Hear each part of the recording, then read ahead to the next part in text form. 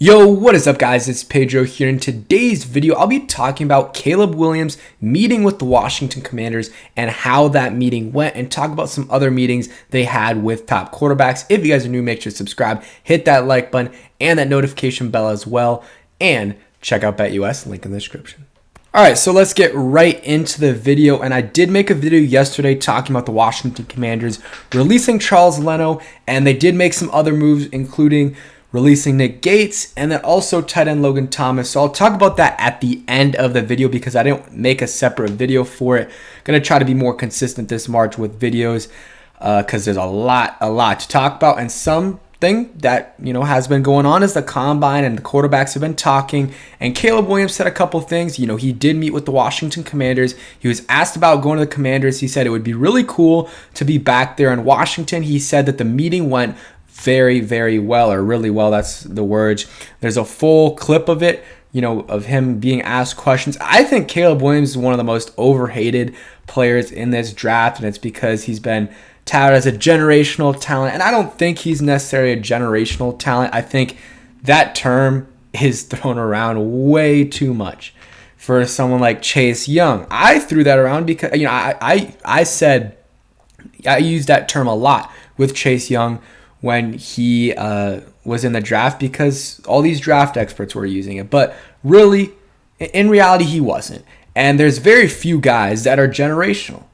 Very, very few. And I don't know if Caleb Williams is a generational talent, but he's a very, very good talent. Like Marvin Harrison, you could argue he's a generational talent. Even then, though, it might be a little bit of a stretch. But Caleb Williams is a very good prospect. He does have some red flags, but every player does. And I think some of these, red flags are overblown.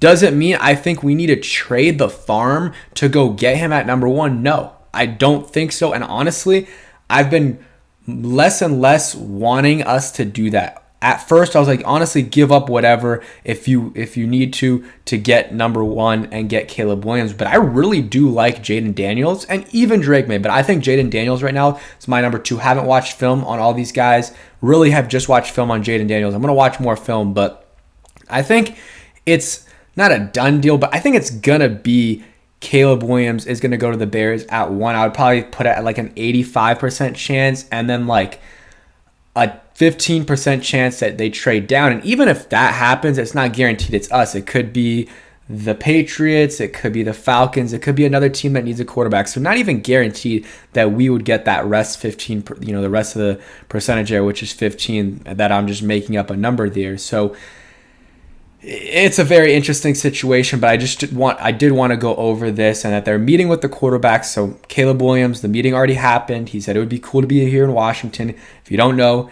he went to Gonzaga, which is in DC, I believe. So he's from this area, was a, Redskins fan, I guess, growing up. Now I still think he's a Washington or Commanders fan. I'm not completely sure there, but has family and friends here. I have some friends that know him, from Gonzaga. So it's, it would be cool to have him back home. And I know a lot of people get scared when you talk about that because, Chase Young, it didn't work out here with him, and people think that it might have had to do with him being back home, and the rest in peace. But Dwayne Haskins, same thing there. I think if that type of thing affects you in a negative way, then I don't think you were built to be super successful in this league. I just don't think you were built for that if that's the way it ends up working out for you. If you let that affect you, your family and friends affect you, then that's on you. Yes, it could have some negative effects, but so could being all the way across the country have some negative effects on you too. Maybe, it just has a negative effect on how you feel, and you're just sad that you're not with your family. I mean, Joe Burrow, pretty sure his fam is from Cincinnati or Ohio, and he's playing in Cincinnati, so he's from Athens, Ohio. So it didn't really affect him in a negative way. Maybe it affected him in a positive way. So it really just depends on the person. I do get it, because you can have people, some bad people around you and surround yourself with distractions. But I don't know. I don't think it's as big of a deal as people say. I just think with us, we've just been scarred with, again, Dwayne Dwayne Haskins, rest in peace, and then Chase Young, and even some other guys as well, that it kind of clouds our judgment a little bit. But I really think it all is probably irrelevant because we're not going to get Caleb Williams because he's going to go number 1 to the Bears. But I would absolutely take him at number 2 if he's there, if the Bears want someone else over him. Actually, that's the only other chance that we get someone else. I would say we'll say 80% chance that we get, 80% chance that Caleb goes to the Bears, because you could have him, that is one of the things people have been talking about that is negative about him, is like he could force his way out of, Chicago, and he hasn't talked about that yet, but maybe that's something that could happen. I do think he would have the balls to do that. Do I think he's going to do it? No, but I think he has the balls to do it. And that's something that maybe then the Commanders take him, but that's really the only scenario, and we'd still probably have to trade up and give up some assets, but probably not as much as we normally would, just because the Bears wouldn't have as much, they wouldn't have as much power and leverage. Leverage was the word I was looking for. They wouldn't have as much leverage in that situation unless multiple other teams are trying to move up there as well. But yeah, they also met with Drake May and Jaden Daniels as well. And sorry, I should have put this up earlier. Caleb Williams, his measurables, a little over 6'1", 215 pounds. There's the hand size. So the height is not amazing, but hey, 6'1", a little over 6'1", that's solid. I think Hal's around 6'1", maybe a little bit shorter. He wasn't, I think whatever they had him listed as, I think he's a little bit shorter than that. Then you got Drake May. He met with the Commanders.